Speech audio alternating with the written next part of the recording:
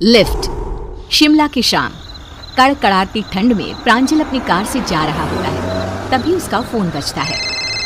कहाँ रह गए तुम? पार्टी शुरू हो गई, कम ऑन फास्ट। अरे हाँ, आ रहा हूँ भाई, तुम भी ना पीछे ही पड़ जाती हो।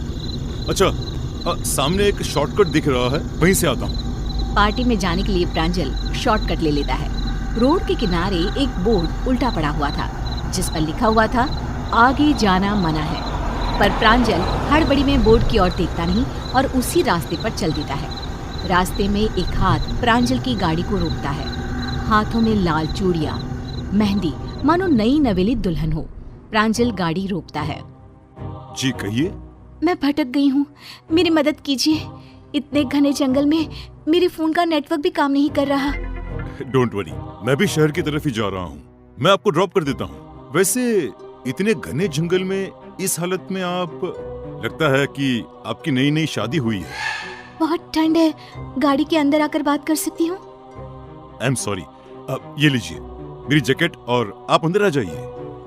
सोनिया प्रांजल का जैकेट पहनकर उसके बगल की सीट पर बैठ जाती है। आई एम सोनिया, मेरी शादी नहीं हुई, होने वाली है। आज सुबह को ही मैं कुछ काम से यहाँ आई थी और रास्ता भटक गई। दोनों में बातचीत शुरू हो जाती है। धीरे धीरे अंधेरा होने लगता है। प्रांजल फ्रंट मिरर में देखता है कि पीछे की सीट पर कोई लड़की बैठी हुई है और धीरे धीरे हंसती हुई उसकी ओर देख रही है।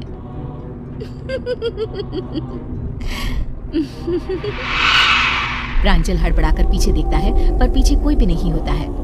होती है तो एक लाल रंग की चुनरी जो सीट पर रखी हुई होती है। क्या हुआ प्रांजल, तुम डर क्यों गए? अब मुझे लगा कि पीछे कोई है, कोई लड़की। ये चुनरी किसकी है, तुम्हारी है क्या? नहीं, मैं चुनरी का क्या करूंगा, किसी लड़की की लगती है। सोनिया पीछे की सीट से चुनरी को उठाती है। चुनरी खून से सनी हुई थी। ओह गॉड, इस पर तो खून लगा हुआ है। तुम्हारे साथ कोई लड़की थी क्या गाड़ी में? नहीं नहीं, अरे तुम ये क्या कर रही हो? अभी तक तो ये चुनरी यहाँ थी ही नहीं, और ये जंगल है कि खत्म होने का नाम ही नहीं ले रहा। 2 घंटे से हम अंदर घूम रहे हैं, यहाँ छोटा रास्ता है, अब लगता है हम भटक गए हैं। दोनों जंगल में बुरी तरह भटक जाते हैं। गाड़ी चलाते चलाते अचानक प्रांजल को एक खोपड़ी अपनी गाड़ी के आगे लटकती हुई दिखाई देती है, जिसके कारण उसका बैलेंस गड़बड़ा जाता है और गाड़ी एक पेड़ से टकराकर बुरी तरह डैमेज हो जाती है। दोनों कार से उतरते हैं। अब क्या करेंगे? रात होती जा रही है। ऐसे सुनसान जंगल में इस तरह हमारा रहना खतरे से खाली नहीं है। वो देखो, एक रोशनी दिखाई दे रही है, शायद किसी का घर हो। चलो ना वहीं चलते हैं।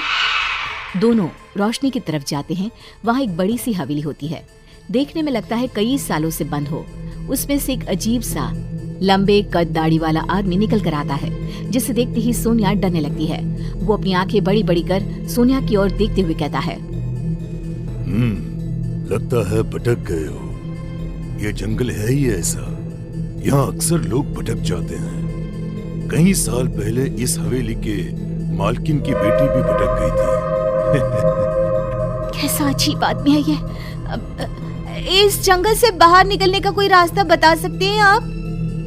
इस जंगल से कभी कोई बाहर गया है भला? अब क्या मतलब? अरे मैं तो मजाक कर रहा था। रात भर यहाँ पर ही ठहर जाइए, सुबह ही जंगल से बाहर निकला जा सकता है। प्रांजल और सोनिया हवेली के अंदर जाते हैं। अंदर एक चेयर पर उन्हें शादी का जोड़ा खून में लिपटा हुआ दिखता है। इसी जोड़े का दुपट्टा तुम्हारी कार में था ना प्रांजल? ये सब क्या हो रहा है, कहाँ फंस गए हैं हम? तभी प्रांजल को ऐसा लगता है कि उसके पीछे से एक साया लाल जोड़े में एक झटके में पार हुआ हो और उसके पीछे मुड़ते ही पूरी हवेली पायल की गूंज से चहक उठती है। प्रांजल अपने आसपास देखता है, पर सोनिया कहीं नहीं होती। वो मानो अचानक ही अदृश्य हो गई है। उसे ढूंढता हुआ प्रांजल महल के बाकी हिस्सों में जाता है। तभी दीवार पर उसे खून रिसता हुआ दिखता है। ये दीवार से क्या रिस रहा है?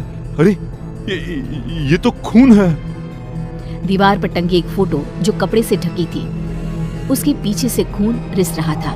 प्रांजल फोटो के ऊपर से कपड़ा हटाता है तो वो फोटो सोनिया की थी। प्रांजल के कपड़ा हटाते ही जोरों की हवाएं चलने लगती है। तस्वीर नीचे गिर जाती है। प्रांजल घबराकर बाहर भागता है। हवेली का दरवाजा अपने आप बंद हो जाता है। यहाँ जो एक बार आता है वो फिर से लौटता नहीं है।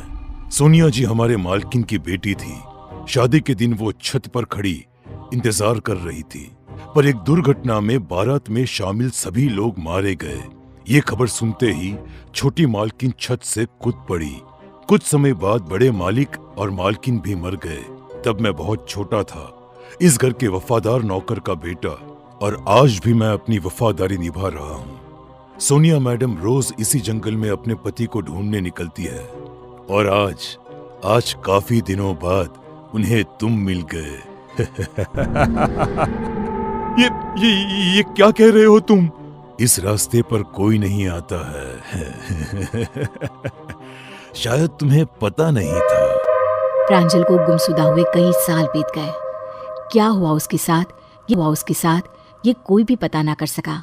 ना प्रांजल की लाश मिली, ना कभी उसका कोई कॉल आया। एक लिफ्ट इतनी भारी पड़ेगी, ये प्रांजल ने शायद कभी नहीं सोचा होगा।